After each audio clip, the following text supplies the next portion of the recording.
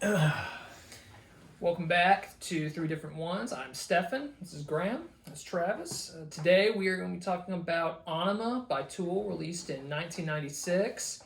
I had not listened to this album a lot before we decided to do this one for this episode. I was introduced to Tool, about 14 years ago. My brother was a fan of theirs when we were in high school.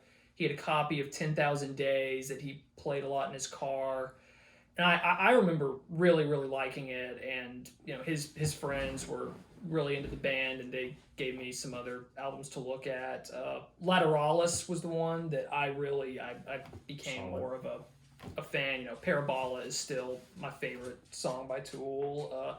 Listened to a bit of Undertow and thought it was okay, but even with their songs that I don't particularly like, I've always found them really interesting. They're distinctive, to say the least, and I will always give a band like that has a standout quality to it. Always willing to give them a chance. So I was excited to get into this album. Graham, what was your history with Tool? Man, I don't know any Tool albums very well. Travis, I know you're a big fan. Oh, yeah. And we've hung out for the better part of 2 decades, I don't know. And I feel like you've shown me a few of their songs, so I kind of know a little bit of their sound, their vibe. I know they have a huge following, huge fan base, but I've never really sat down and listened to a full record. Doggy. Dog's tripping over cables over here. So not a lot of history. Travis? So my history with Tool, I never really listened to him much until college, honestly. I'd heard, Sober and stuff like that in high school, and I knew a couple people that listened to him, but I hadn't really gotten into him much. But yeah, college, I guess that would have been my sophomore year. There was a guy that I worked with who was just a huge Tool fan. And he was like, man, you got to check these albums out, just giving me all these albums and tracks. And he was like, man, you got to go home and listen to this. And that's when I really got into Tool. So that's my experience with it. All right. Started off, with with Stinkfist, all right? That first power chord just jumps you right into it, it hits you right away. The fluctuating vocals, which is definitely a recurring theme on this album. If that's something that might weird you out or will bother you, you might want to skip this album. What do you mean by fluctuating? It comes in soft initially, and the volume is just all over the place, and I like that. Right. I like that. Like, even when I think it's weird or maybe just a little bit off-putting, like it's fun. It's unpredictable. It's a fun part of this group, fun part of this album, and I liked it. That right off the bat, that first song on the album, they let you know what you're in for. The guitar kind of wails and just screeches a bit on the bridge, which I wasn't terribly wild about that. Skronky. Yes. Oh, good word. Yeah. Good word. That's a good word. But the song with the name Stinkfist, there should be something on there that's just a little unpleasant. Graham, anything you want to jump in on with that? Yeah, well, what you said about the quiet loud thing with the vocal, that kind of happens on a lot of their songs. Yes. It's like they had a formula. What is this, their second album? Yeah. So they're kind of sticking to a formula. It's like start off soft in the verse, loud, aggressive chorus, and maybe later in the song some kind of instrumental break. Right. I kind of noticed that pattern. This song,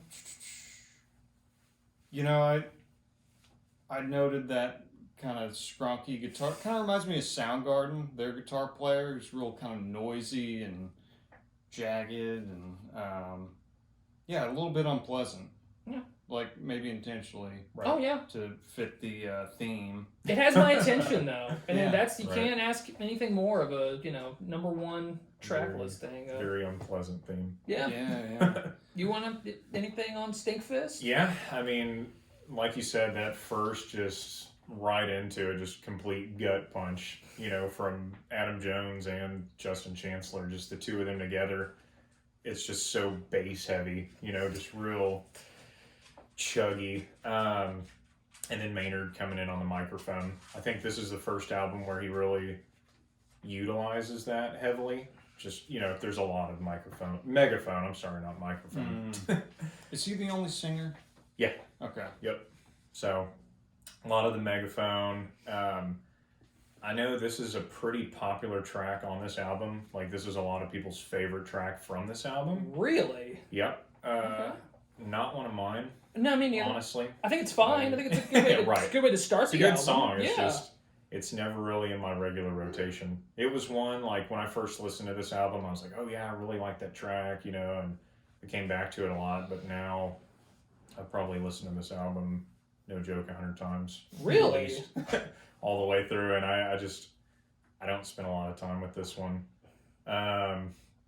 Vocally, it's kind of odd, like, if you listen to the lyrics, every time Maynard recircles back to, like, within the borderline. I don't know if y'all looked at those lyrics, but it's like, it's pretty uncomfortable. But, like, every time he brings it up, it's like a little deeper. Yeah. Which I don't know really what the significance is there, but kind of weird. Yeah. But yeah. There's a lot of layers to these songs, right. which is great. No shortage of things to talk about. This next song, I was tempted to call Eulogy my favorite song on this album because the first 90 seconds so reminded me of Sunday Sun from Sea Change, actually, because there's just so many different sounds. You got like the wood block, and it sounds like a scratch board, and some chimes, and the buzzing. I thought it was like a kazoo for a second. I like that wood block. I'm pretty sure there were bongos too on this one, and I couldn't figure out what was on Sunday Sun from the Beck album, but just the randomness, just the different timing yes, too, like and how, what that's doing yes, while everything else is going. It's pretty crazy. And how long it goes on. Oh, like it keeps going. Like it's not like nothing else is really built on top of that. It's just it's just like this weird overture to start off this fun song, and then the kind of layers in. Yes. Like we were talking about with some of the Cure stuff. Yes. Like it just kind of stacks. Yeah. That there was this one on a Stinkfist. There was kind of a quiet vocal parts. This one, it sounded like his mouth was covered, like he was singing through a rag or a megaphone. Maybe? Megaphone. Yeah. Yep. Lots of that in this album. Definitely. It was let's see. I think that there's right before the chorus starts, they just break the sound completely, just for like maybe like a half second or one maybe, but just that little subtle pause. I liked that. Yeah. Like, yes. Yes. Yes. Yeah. Just that little, it's a small break, Right. because these are very loud songs. So the fact that they can implement silence like that, even subtly, is really, really cool. And the guitar's all over the place too. On this one, I really enjoyed it. Graham, I was gonna pass it to you on that note. Any thoughts there? I wrote down good guitar tone. Yeah. Like it's a good sounding, 90s hard rock sound. It's not real like polished, like it's kind of raw. Right. It doesn't sound like they were on like a huge label at the time. I don't know. I don't know what their history is. You actually showed me their first album yesterday. Yeah. And you were like, check this out, it sounds better than Exponentially. Ænima. Yeah. And I was like, wow, it really does. Yeah, I don't know what was up with that. I mean, I'll talk on that later, but yeah. The quality of this album didn't bother me, and it fit. It's just kind of a raw, kind of minimalist. Also, you mentioned Beck, and I think there's kind of an Eastern vibe to this song and a lot of the Tool songs. Mm-hmm. Yeah. Tribal, yeah. That's, The name put is, that in a bunch of my descriptions. Just a very strong tribal feel. the name too, Ænima. It's the combo of like the African idea, isn't it? Right, something like that. Yeah, Anima and Ænima. Yes, which just don't Google that. Travis, any thoughts on Eulogy? So this song, I would say, has been my number one from this album. For the longest time, I mean, obviously my taste changes periodically, but I would say this has held that position for the longest. I love the long intro with Danny Carey, just like you said, on like the wood block, and just he's got a lot going on simultaneously, which, I mean, he's just ridiculous. You know, like he'll do different time signatures with like this hand, and the foot's doing something else with a hi-hat. It's just Do you know crazy. if he's still the drummer for this band? Yeah. Okay. Oh, yeah. Okay. Yeah. I wasn't sure what their rotation is. Yeah, and I mean, he's, you know, I know Maynard gets a lot of attention, but I'd say Danny Carey is like Tool. Oh, I mean, obviously they all play their own parts, but like he's very well known. Yeah. The fan base loves him. Oh, yeah. Yeah. One thing I put in here again, obviously, you know, strong tribal feel, Maynard on the megaphone again. There's one thing I love that Adam Jones does periodically throughout this album, and it's like just that like long strummed D chord. Yeah. And it's like the volume comes up. It's just like this haunting D. And he does that right before this haunting D. He does it right before it like gets into, you know, Maynard on the megaphone. I love that every time he does it. Love the guitar panning too before the part where Maynard talks about like standing above the crowd. That like interlude in the middle. Yeah. It's just kind of all over the place. And then of course, you know, Danny Carey's halftime breakdown towards the end of the song. You know what drum part I'm talking about? I love that. I think the song showcases everybody's talents pretty well. You know, I mean, Maynard's got some pretty impressive vocals. Danny Carey obviously has got some crazy stuff. Adam Jones expresses himself pretty well on here, and Justin Chancellor too. The bass line's thick. So, yeah, I love Eulogy. Adam Jones is the guitar player? Yeah, he's a guitar player. So it's a 4-piece band? 4-man band. Okay. And it always has been the same? Always has been. Interesting. So Justin Chancellor, bass player, this is his first album with them. He wasn't on Undertow? It was Paul Diamore, I think is how you pronounce his last name. Yeah. So this is his first album with them. All right. But regarding like the subject matter of the song too, I was reading up on this a little bit before we did this, and I saw that like on record, Danny Carey said the song was about L. Ron Hubbard, which I know, I think that's kind of been turned upside down, but I saw like, I was looking on Reddit and some guy mentioned he thought this was about like Kurt Cobain or like Henry Rollins, you know, and just like thinking that they're more than they actually were, like martyrs, basically, you know, which I thought was kind of interesting. Yeah. That definitely applies to L. Ron. Yeah. He definitely had a high opinion of himself. Right, exactly. Yeah. This was probably my favorite track on the album. Nice. I love the chorus. Oh, yeah. Like, and oddly, like the first song and this one kind of reminds me of Jane's Addiction. I don't know if you picked up on that at all. I did not agree with that. In what way? Just kind of I think the vocally especially, kind of that I hear. There's kind of just some aggressiveness and wildness. Yeah. That reminds me a little of that. Just kind of that good 90s hard rock. Right. Punchy, heavy riff. Yeah. Yeah. Awesome. Yeah.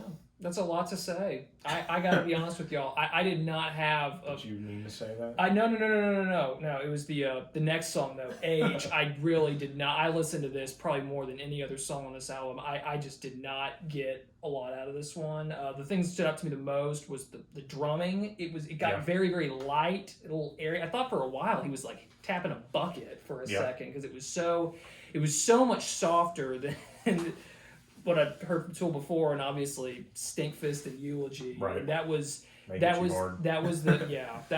standout bit for me. There was some like distorted, like kind of almost staticky guitar sounds, which I was not a big fan of. But I don't have a lot to say on H. If y'all have anything you want to point out to it, that's please take it away. Well, I noted kind of that pattern of quiet verse, loud chorus, and then a breakdown. So I think I was like, okay, is this like all they're gonna do through the whole album?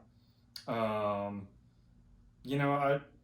liked their guitar player. Like I thought there was this kind of cool hypnotic riff that just kind of repeats and Right. repeats.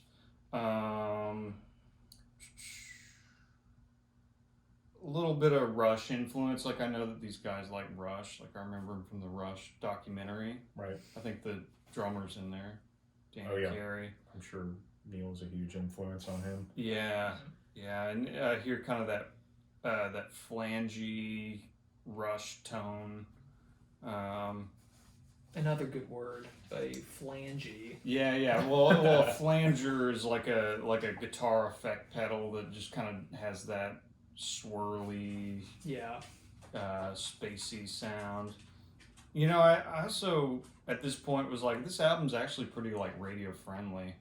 Like it's not as out there as maybe I expected. Right. Well, not all the songs. It's more like hard rocky Tool than like proggy Tool. Yeah, I was kind of expecting like more like crazy complex stuff because, that's kind of what I. Lateralis, the next album, I would say, is a lot more. Is that on our list? I don't know if it is. Is this the only two albums? I believe we can change that. Though. I mean, I definitely. That would be one that if I was to point you guys to an album of theirs, that's the one. I would think y'all would like the best. Everything about that album is awesome. Check it out. Even just the art. It's a lot more polished. This is like, I mean, they started out just super hard rock in your face. Right. You know, and then like people thought they went soft with Undertow, which is still pretty, in my opinion, in your face. They actually address that a little bit on this album. I know. More on that in a minute. Yeah, we're coming up on that. But yeah, they kind of not necessarily mellow out, but prog out quite a bit more as you move forward. Which I can dig. Yeah. Oh yeah. Did you have anything else on that, or? No. I mean, I think so far in the album, it's like this is good. It's not typically my thing. Like I'm not so much into the. I don't know. It's very aggressive, dark, hard rock, little metally tinge, but like it's solid. Right.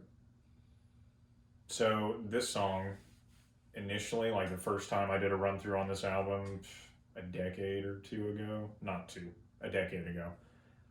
This is my favorite. Yeah. Oddly enough. H. Okay. Yeah, I know, kind of odd. And I thought it was interesting too. You were like, okay, it kind of all follows the verse chorus structure. The thing I noticed, like the first time I listened to this song, like 10 years ago, was like you had the verse, and then it felt like it was going to go into a chorus, and it didn't. And it pulled back, and it's like it kind of repeated and rebuilt the verse again, and it was like a lot of push and pull up to the chorus. And then I always felt this chorus just hit so hard. Like vocally, it was just so like loud and in your face. And I think the last time that they performed this live, like regularly, was in 2002. Because I think the chorus just vocally, I don't think Maynard could do it beyond that. Like it was just so straining on him and so high. And because if you look, there's not much beyond 02 for this.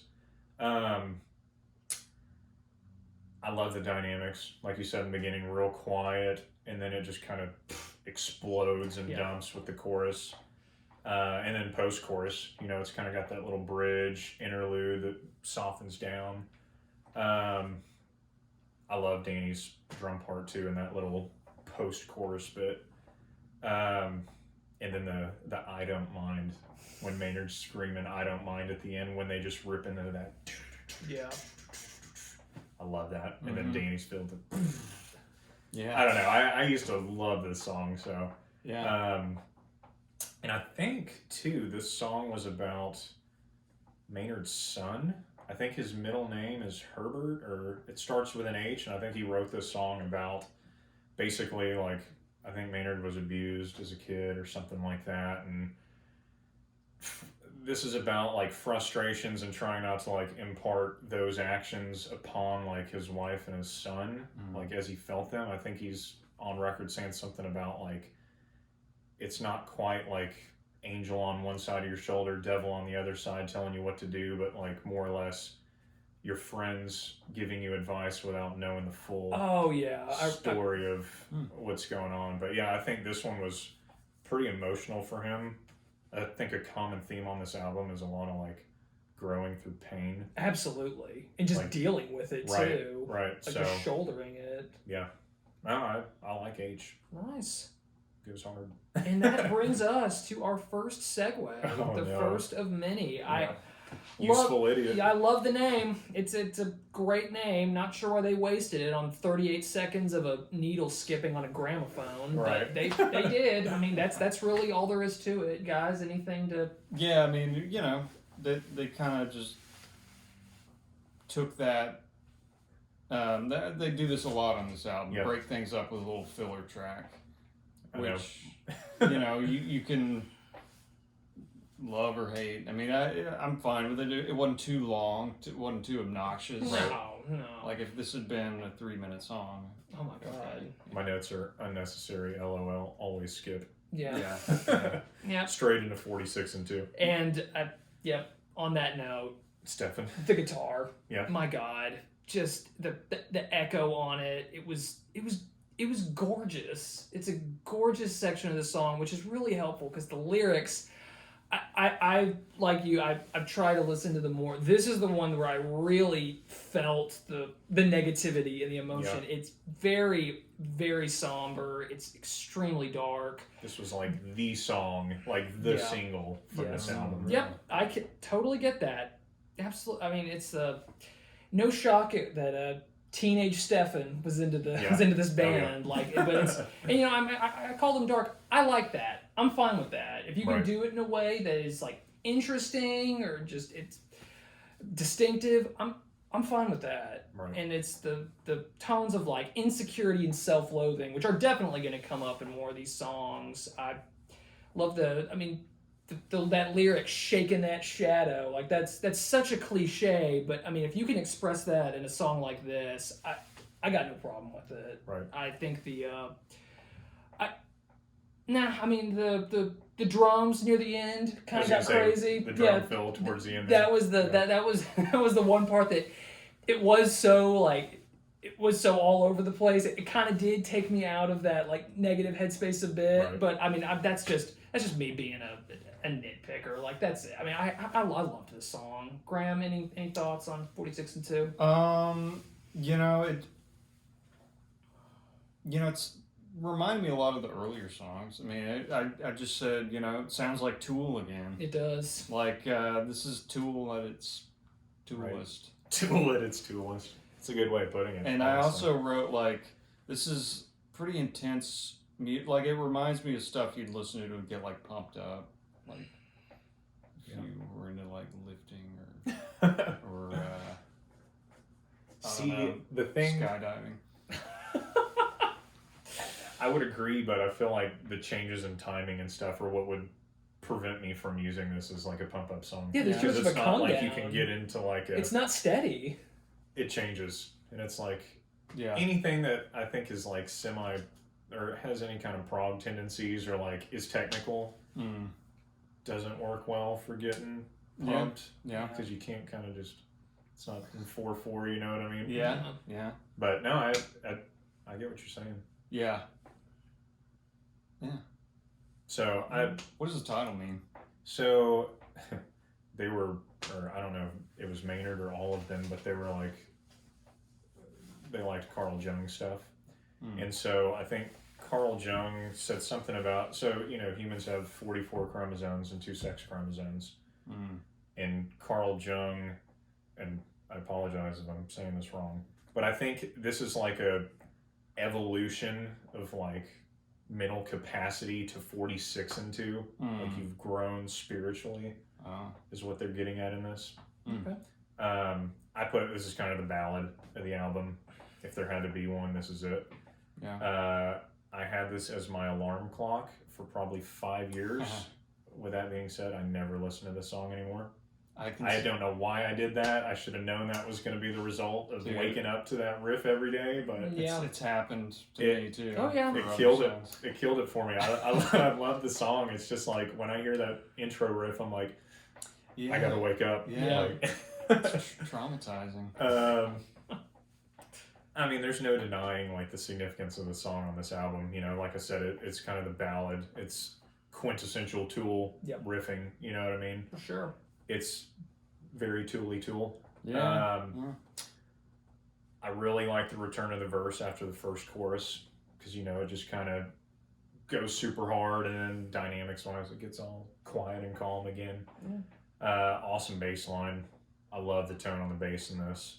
Of course, Danny towards the end just ripping on drums. Oh yeah. This song, like if somebody was like, "Oh, show me something Danny Carey does," the first two songs that would come to mind, it would be that part, and then in The Grudge, the outro, which is it's the opener track on Lateralis. Towards the end of that, it's just bonkers. I thought it was kind of cool too how the song kind of evolves, like the subject matter, like as you go through the song, there's so many changes. I think it kind of shadows what's going on with the vocals. Yeah. I like that about it. Didn't really like Message to Harry Manback much. I'm Which comes next. If I've always skipped it. there is That's all I'll say about that. you don't even want to. That's all I got for it. You go ahead. I was just gonna say there is just a little piano part that I actually thought was kind of nice, and the fact that it was a voicemail, like this is a song. If we're not going to talk about the backstory of it, we should just skip it. Graham, did you anything you wanted to add? I don't know anything about the backstory. I just wrote obvious filler. I didn't really try to like analyze what was being said or anything. Oh, I mean it's gibberish. It was like someone is Maynard the singer On this? Yeah. On this track or This album. Yeah.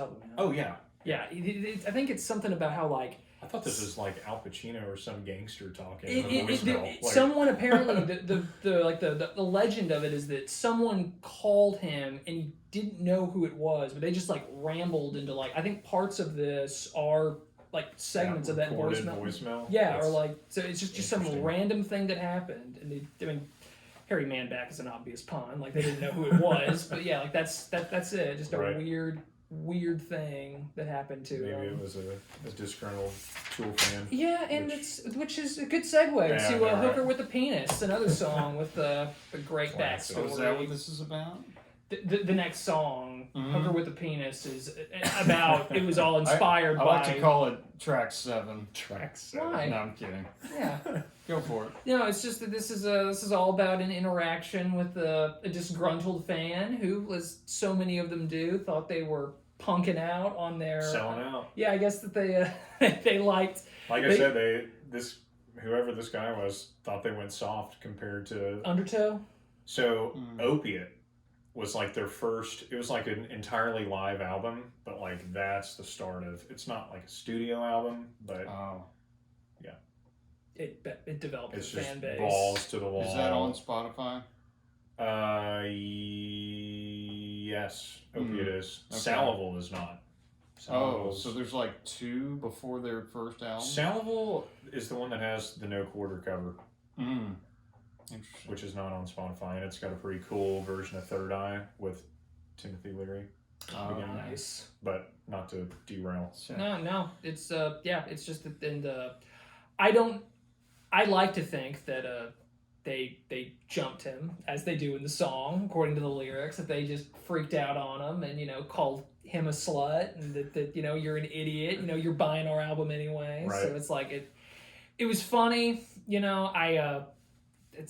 I think a lot of artists, there probably are a few that genuinely don't care, but the perception of them is, I don't think that's the case for all of them, and that is very much that is very much reflected in Hooker with the Penis.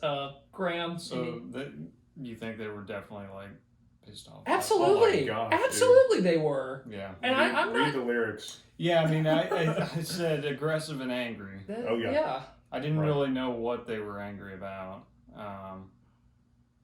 This song didn't do a ton for me. I used to hate this song. I'm not. The first couple times I listened to this album, I did not like this song.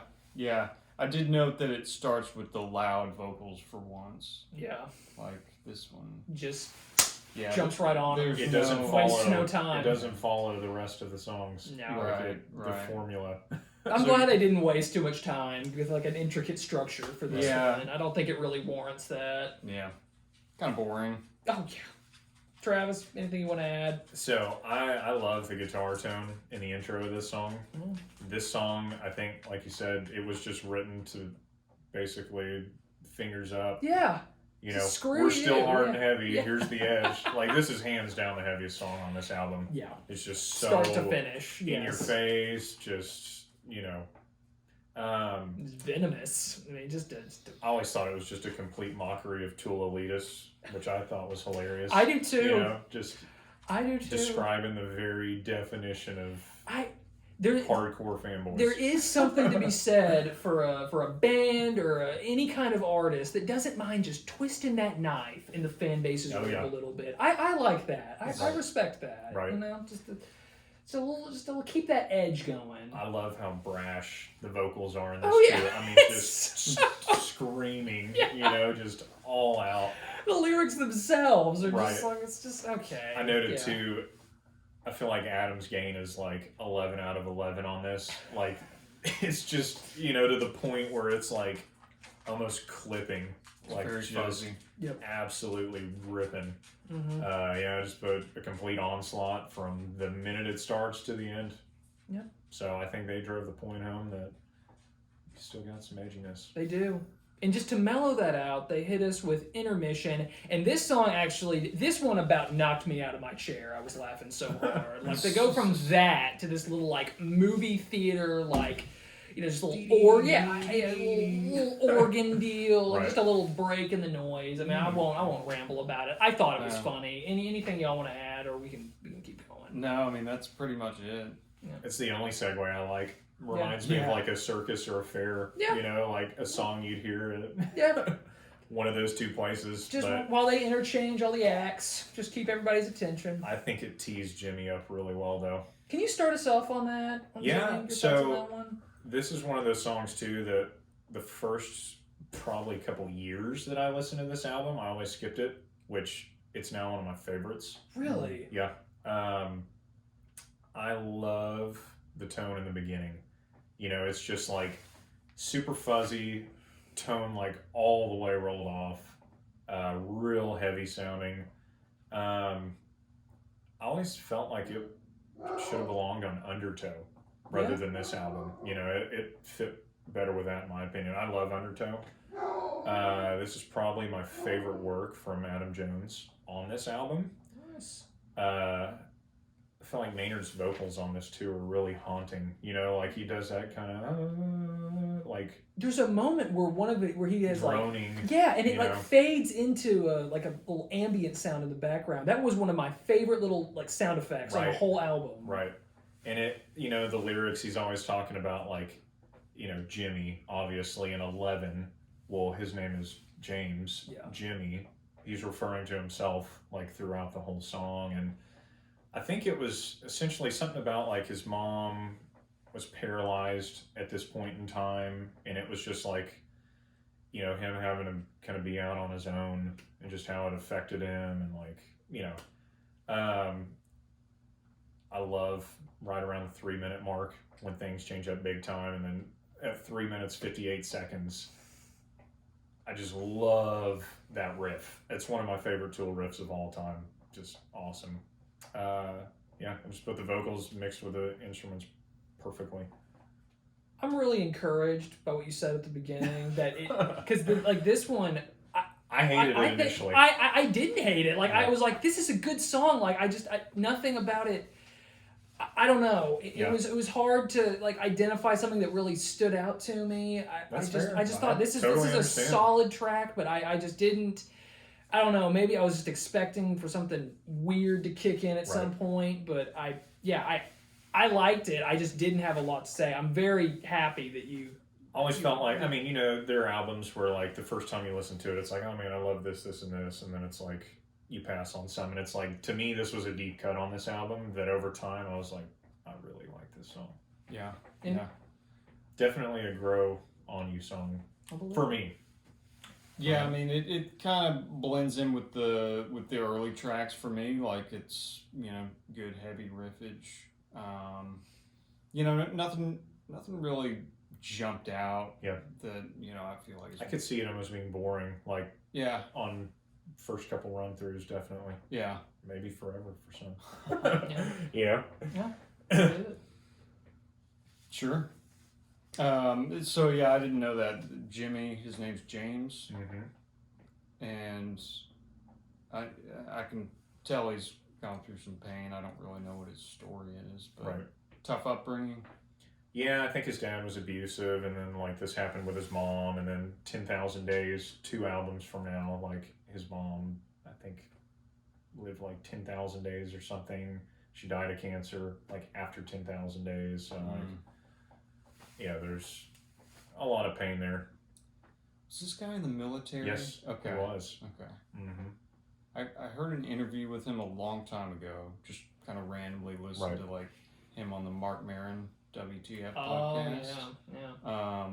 Just out of the blue. Like obviously I don't know much about Tool, but he was an interesting enough guy to listen to. His photo, definitely. I've got some of with the face paint. I don't know if I can picture him right now. I looked him up for this, and yeah. a lot made sense after doing that. He's got some different looks. He does. Throughout the years. He does. He's changed looks many times. He moves around a lot. They sound like an athletic band, like they all lift and stuff. Is that true? They look like they're in shape. They're all pretty skinny, honestly. I thought the guitarist looks very skinny. Yeah, the guy's like a was graphic skinny. designer. I'd say Danny Carey's probably in the best shape. That makes of all sense of though, them, the I drummer. think. Well, I say that. I think Maynard was like some kind of black belt martial artist or something to that effect. Right. There's just that aggression in here where it's like... It's crazy too, like watching him live, like early Tool. Like, he was just always like bent over and like real closed off, you know, but like just so powerful, which obviously took its toll, you know, watching him now. Oh, they're not good now? They're not bad, it's just he can't. Not the same. Have you seen them? Yeah. Okay. I saw him the last time I saw him was in 16 in Houston, I think. Okay. With Primus. Oh, yeah. And Primus blew me away. Yeah. I was shocked. Yeah, Les Claypool, man. Well, one thing that did not blow me away on the I side was- Die Ear von Satan or Balls of Satan, Satan's Nuts, whatever you want. I've got reeks of filler, and I want to talk about Push It, but if y'all have something to say, please say it now. I found this out today, reading about this. It's a recipe. That's all it is. For what? If you translate it into English, it is literally a recipe. What's it for? I didn't look too closely at the recipe, but there's like, you know, this many parts of butter, like a half cup of it, like that's all it is. Okay. That's pretty hilarious. That is funny, actually, Yeah. Makes me Very like insignificant a though, little and instant skip Yeah, sure. every time. Yeah. Sure. Right into Push It. Fine with that. Again, just lyrics that just slap you right in the face. Yeah. But again, if you the way you sing it is like this. It's not. It doesn't come off as, you know, cliched or unoriginal. You know, you gotta give them that. I love the whisper at the start and all the I don't know the tension that built up, and we talked a little bit about that when we did our review on pornography and how like there was just this refusal. This refusal to the refusal to let it go anywhere or reach any sort of like breaking point. And I feel like that is like the opposite of what Tool does on this album. And this one really, this one was very noticeable. The structure to it. Yeah. And I think if you're not, maybe if it's just not your thing, you might be averse to it. But I feel like if you give it a chance, you can really appreciate it. And then it's the 4-minute mark, things just go absolutely crazy. It's just someone 420 actually. Nice. 420 on the Even dot. better. No way. Yep, I put it in my notes. I thought it was 4 flat. I gotta go back and look at put that. something about 352. Nice. It was. It sounded like someone was experiencing a meltdown. Basically, like it's just like the bottom is just falling out, and I it's very similar to their early songs, but I liked it. I liked the craziness. I liked the smoother sections. Yeah, I definitely noted that same mark where everything just kind of melts down. Right. Yeah. Yeah, intense stuff. Like, after listening to this album, I don't know if I'm I'm sold on the Tool thing. Like and that was kind of my position before. Like it's just not really my thing. But I enjoyed this album more than I thought I would. Like, Nice. yeah, it's solid for that. Did Push It kind of bore you a little bit? Just too similar, or was the formula kind of droning on you at this point? A little bit. Like, it's a long album. Yes. This is a long song too. Yes. Sure. It's Sure. a very long song. Absolutely. Yeah, I could have used maybe a little more variety or complexity. Anything on Push It? Truth be told, this is a song I always wanted to like, but I never have. Mm-hmm. You know, like, I feel like there are some people that this is probably their favorite song off the album, and I just could never get into it. Yeah. You know, I wish I could, but I like how, you know, at the beginning the strings kind of sound like buzzing bugs. I don't know if y'all noticed that. Like, just, you know, it reminded me of, like, I don't know, just bugs kind of floating all around me. I love the intro riff on guitar, very fuzzy. I like the wordplay too. Push it and push it. Yeah. Like push it. Like he repeats it, but they're two different phrases. I read too that on this song, I guess it's about basically like being in a relationship where there's strain and like you're just not comfortable until you accept like the status of what it is. You know, basically suffering until you settle, which I thought was kind of odd. Just that's pretty bleak. Yeah, I know. Well, like I said, No, you know, the whole theme of the album is definitely just growth through pain. I put in here 350, the second guitar channel just boom, comes in so hard. And then everything breaks down at the 4-minute, 20-second time part. And great outro, too. But yeah, it's just, I've always wanted to like it. I just never could really get into it. Yeah. There's a pretty cool video on YouTube, too, of like a fan that gets on stage. And Maynard, I think, is like painted entirely in blue. And he's singing this song, and he like puts the guy in like guard position, you know, like he's got him on the ground, like totally locked up, and he finishes the entire song, like with this guy like totally suppressed. Oh my gosh! Is the guy like trying to like attack him or something? Yeah, he just like subdued the guy on the stage and just sings the entire song on top of this guy. It's that's awesome. Yeah, check it out. It's a pretty cool Maynard moment. It makes me like this song more, honestly. But yeah, from there though. Next one. I guess they needed another break. Cesaro Some Ability? Is that instant skip for me? Yeah, just every time. Just the cry. Baby. Oh yeah. And just the screechy like. Yeah, that sounds like something was clipping falling. sounds. Yeah, the beeping and a little rev sound. Yeah. Dumb. It's not just so against the grain. I hated it. It's like they just took a recorder outside. Straight to Third Eye. Well, no, I'm sorry. Straight to Ænima. Yeah. Which I believe is how you say that. Yeah, just guitar, all caps, right off the back, just explodes right off it. Yeah. Just a weird tempo on this song. It's so. I remember the first time I heard this song, like without any drums, you know, with the guitar riff. It's like the drum part that came was not what I expected to fit that at all. Like the timing there was totally different than I expected. Yeah, I felt like this was kind of a return to like the stronger songs. Yeah. Towards the beginning. I mean, it's the title track, so. The guy that kind of introduced me to Tool, I think this was his favorite Tool song. Yeah, this might be my favorite song from this album, honestly. The drums at the 3-minute mark on this one, they hit that speed and just don't let up. Oh, yeah. And I loved it. I was all about it. I'm not always a big fan of the ostentatious drumming, but this one, oh yeah, this one was right on. Just pretty defeatist lyrics again.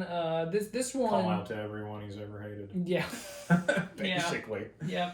Some L. Ron Hubbard mentioned in there too. Yeah, it's like they kind of border on that like indifferent attitude too. Like I don't care what you think, but they're with the sound that's this angry. Like that's just bull crap. Like again, it's back to Hooker with the penis. Like they care.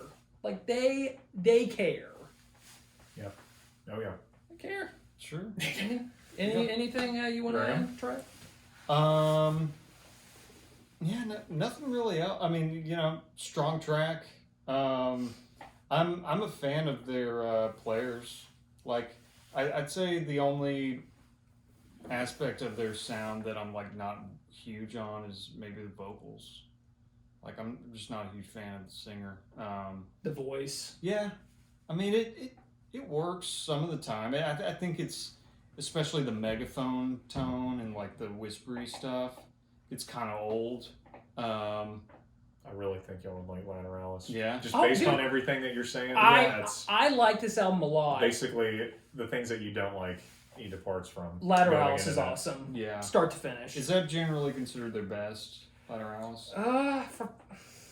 Probably so. Yeah. I'd say it's their most polished. Yeah. Yeah. And definitely most complex. Okay. Yeah. Might have to check that one out. Yeah, yeah. Like I said, one of the tracks that got me into this album, love the timing on it. I love the drums in this. Yeah. Very powerful bass line too.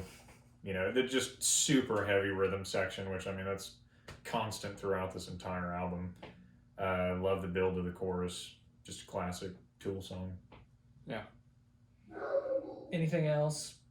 I really don't want to talk about Negative Ions, so if you have anything to add, please. Excessively long segue into a very long track. This one actually made me mad. Yeah. Like 4 minutes? Are you kidding me? Yeah. For electric electrical sounds and like yeah. like a thunderstorm? Like I what know. the hell? I know. That's just It was kind of fun with headphones, like it bounced around. Right. But yeah, I feel that. just for You know how we mentioned too I think it was on the Cure album that we did, talking about like the size of a CD. I think was like 80 minutes. yeah. I also read something that they were like trying to stretch like to fill an entire CD. I think this album's like 76 or 73 minutes I think that's long. right. Yeah. It was like right within 5 minutes. And I think 12, 14 minutes of it are these 3 or 5 segue tracks. But yeah, 4 minutes of this just... No. It's I would have dug 4 minutes of intermission, honestly. Yeah. Sure. Before I hear 4 minutes of this for a segue to a song as long as Third Eye. I just think that was just stupid. Take us in the third eye. Okay, before we start, we gotta address something real quick. Sure. I love Bill Hicks. Might be my favorite stand-up of all time. Really? Yes. Having said that, it's hard for me to talk about this one totally objectively because I would listen to him synced up to anything, honestly. Right. Like a freaking Beethoven sonata put Bill Hicks over it. I'd listen to it, but I would want to ask y'all first. Having his little bits of his material, does it work or is it kind of distracting and annoying? I wanted to ask y'all that first before we got into the rest of the song, because that is something that's I think is very famous about Third Eye. This whole album was dedicated to Bill Hicks. The band members are big fans of his. So yeah, I wanted to ask y'all if does it work? Is it just kind of there?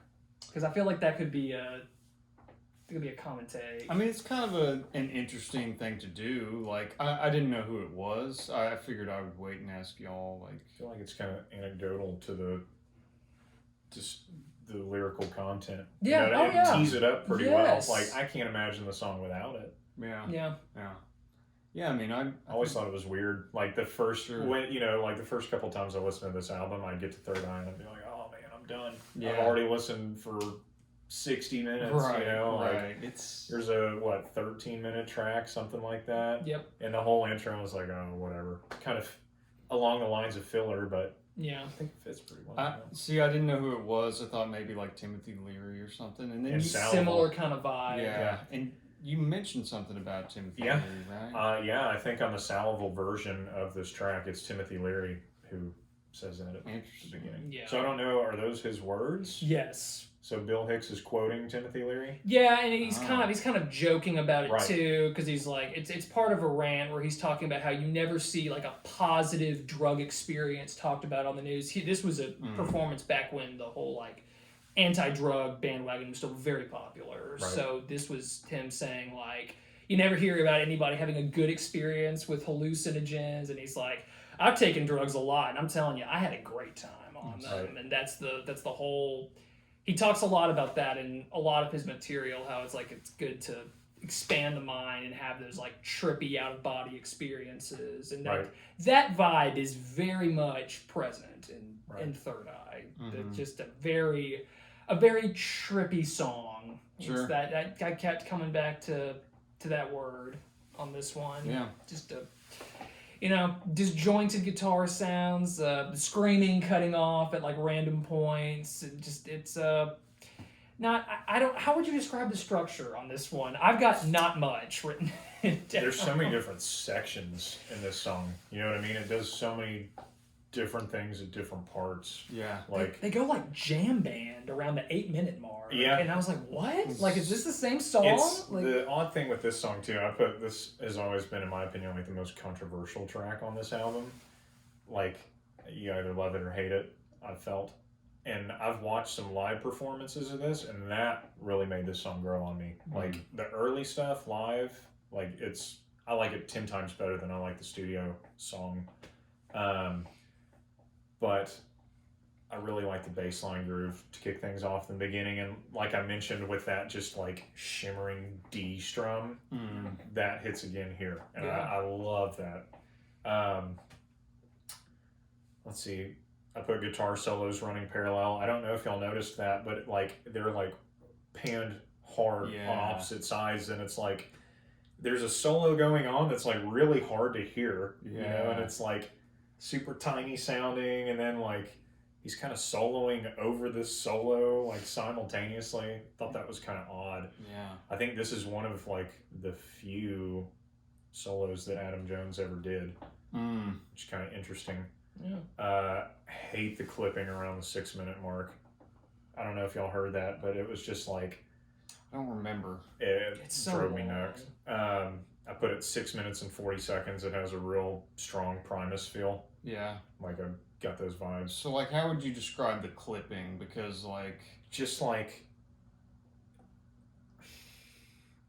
I don't know, like the audio sounded like it was peaking, and like just the sound was, I don't know, like overgained. yeah, you know what I just mean? to Like, give people like an idea of what clipping is, because it's distorted, yeah. I guess would be the right term, but not like a pleasant distortion. Like you're just overriding a mic. Yeah, exactly. Like it's so overpowering hot, it's just it can't take it. it. Yeah. Yeah, I hate the way that sounds. Yeah.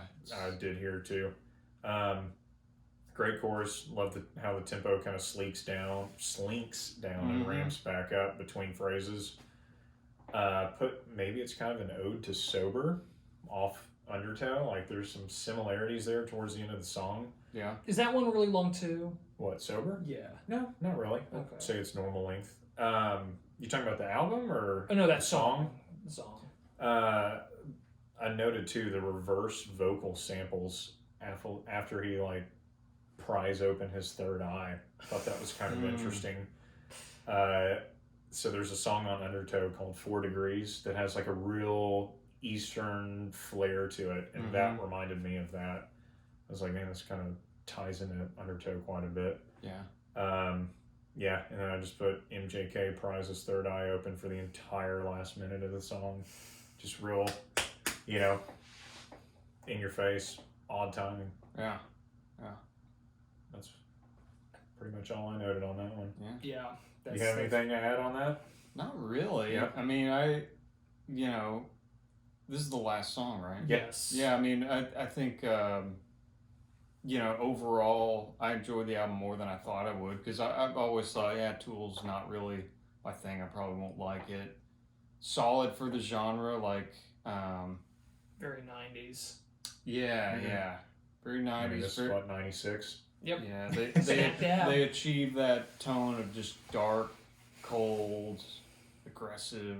Liked it a lot better than that Cure album we reviewed a while back. Yeah. Like I would put those in a similar category of like stuff that I'm not really into, but this was definitely way more interesting. Better players, a lot more variety, better structure. Would you recommend it? If you are into hard rock, dark, how How else would you describe this? I was gonna just to follow up on that. I really, really like Tool, and I like this album. It is gonna have to be a very specific person for me to recommend it. I do not think the day tripping music fan would find this appealing. Yeah. It would have to be. I'd have to know the person's taste and their musical sensibilities before I suggested that they listen to this album. Frankly, it's not the. If you're looking to get into Tool, I'm not even sure I'd start them on this album. But yeah, I liked it. Really enjoyed it. It was very different, which is always a plus for me. So I, glad I finally got around to going through the whole thing. How would y'all rate it? On a 1 to 10 scale, Yeah. I'd say about 7.5. Honestly. Okay. I was gonna say 7. Yeah. I'm trying to remember what I gave the Cure album. Did I give it a 5? Yeah, I think so. I think I did. Yeah. I think it was a 5. Yeah. I think take it or leave it. I think I would give this a 7. Like it's not really my thing. I don't know that I'm gonna hurry to listen to it again. That's what I was gonna say. Would you listen to it again? Yeah. I think I would. Maybe a select track or two. Right. I'm interested to hear their other stuff though. Yeah. Because from what you've told me, I think I would dig that more. I think production-wise, you would love the first album, and I don't know how they went backwards or if Yeah. that was intentional. But I've read too on some Reddit posts that Undertow just in list of best sounding albums of all time. I know there's a Steely Dan album, I think. Probably Asia. Yeah. This was on the same list as that, Yeah. Undertow, Yeah. which I always thought was so bizarre. And then it's Mhm. it just went from there. It's So weird. you So- would expect that to be the lowest budget, you know what I mean? Right. And they Yeah. went from playing clubs to that, Yeah. which, so overall, I mean, I obviously love this album. This Yeah. is probably my favorite of theirs. I think what I like about the album so much is almost all the tracks stand on their own pretty strongly. You know what I mean? It's not like you need them in the context of the album. You could go pick a song out and it's like, okay, that's a pretty solid track. That's how I see it, at least. I'd definitely say it's their hard rock album for sure. I thought the production was really lazy compared to Undertow, which really bothered me. Yeah. This album made me realize that there's some albums that I'd much rather listen to on a stereo than headphones, which I've never really run into that before, but the 2 albums that we reviewed this week, I felt that way with both. Yeah. So yeah, lazy production. Like I said, most of the tracks I feel like were pretty strong on their own. I wish they would have done without most of the segue tracks. I feel like that was detracting Yes. overall, and Yes. it lowered my numerical score on this album. Yeah. I would have probably given it a 9. Yeah. Had it not had that. With that being said, probably give it an 8. Mm-hmm. It just a lot of strong tracks. Just they drove it down with the segues, which really bothered me. There's just so many of them. I know. Yeah, I don't get the need to fill the entire length of a CD. Was Right. that just an Is it a achievement? money decision, maybe? It seemed like it'd be the opposite. Oh, Or yeah. I see what you're saying. Hey, we have all this time to put material Right. on. Yeah, it fill just it seemed like just a thing to tick off. right. Oh, I don't know if they were the first to drive a CD this far. I mean, Right. I would think it would make the record company angry. Hey, we're just gonna fill this thing up. Right. Doesn't really matter what's Right. on there. Yeah. I would have enjoyed it more if they were a little more concise. 'Cause Yeah. I feel like the songs, they're not super complex or proggy. There are some weird rhythms and stuff, but I feel like there's not enough happening to justify an hour, 15-minute album. Which is, it's interesting because Lateralis, which hopefully you guys will see at some point. Oh, yeah. I It, Let's put it on the list if it's not. the whole second half of that album, what is it? Reflection. There's some other tracks too. I want to say Parabola's on the second half of Lateralis. It might be because it goes from Parabola. Yeah, there's it's a weird 2 I'm parts sorry, song. Parable to that track. But no, it's I think it's Reflection. Oh my gosh, I can't remember the name of the other track. And then like Ticks and Leeches. Anyway, there's a bunch of like almost instrumental, like super tribal feeling stuff towards the end there. Yeah. But yeah, I mean that's pretty much everything I've got on that. Would I recommend it? Yes, I would. Nice. To anyone who's never checked it out, honestly. It's kind of interesting you say that to someone who's never checked Tool out before. This probably wouldn't be the album you'd recommend, which I can kind of see that now that you mention that. You know, I've listened to this album so many times now. It's kind of hard for me to not see it from that point of view, but I can definitely get what you're saying. Yeah. You know, yeah. You're a fan. I'm a big fan. Oh yeah, I'm a huge fan. It happens, man. And they're kind of a polarizing band. I feel like some people really don't like them. I feel like a lot of people love them. And I feel like most of the hatred towards them is not necessarily Tool, but it's Maynard. Yeah. You know what I mean? Like, kind of he's a little bit of a narcissist. Sure. Not a little. He's a lot so. Not surprising. For, Likes himself. Rock band frontman. What Right. happens? Sure, man. Another thing, too, I wanted to add just before we wrap things up. I think this was really the last album where Maynard sang out at the front of the stage. I don't know if y'all have watched anything live, but there's a point in time where, and I guess it's around Lateralis time, where he sang in the back, like he wasn't even present. Like, no light on him. He just sang back behind everything because he wanted everybody else to he didn't want to overshadow everybody. It's odd. But it's interesting because I feel like at that point in time, that's when his vocals kind of started deteriorating. So You That's think rough. he was lip syncing? no, Yeah. no way. Yeah. No He's way. a fan. Yeah. Well, I mean, He would never. I feel like that would be so hypocritical sure. for him to do that. I would think that too. He would rather butcher performance than do that. Yeah. You know what I mean? Yes, So- definitely. It's just interesting the being behind. So he's like behind the curtain. Basically, yeah. Like if you watch any of the newer stuff, like I think anything pretty much post 05, he's just in the shadows Yeah. and you never see him pretty much the entire show. That I wonder if is. he's got stage fright because that's Yeah, yeah. potentially. Very possible.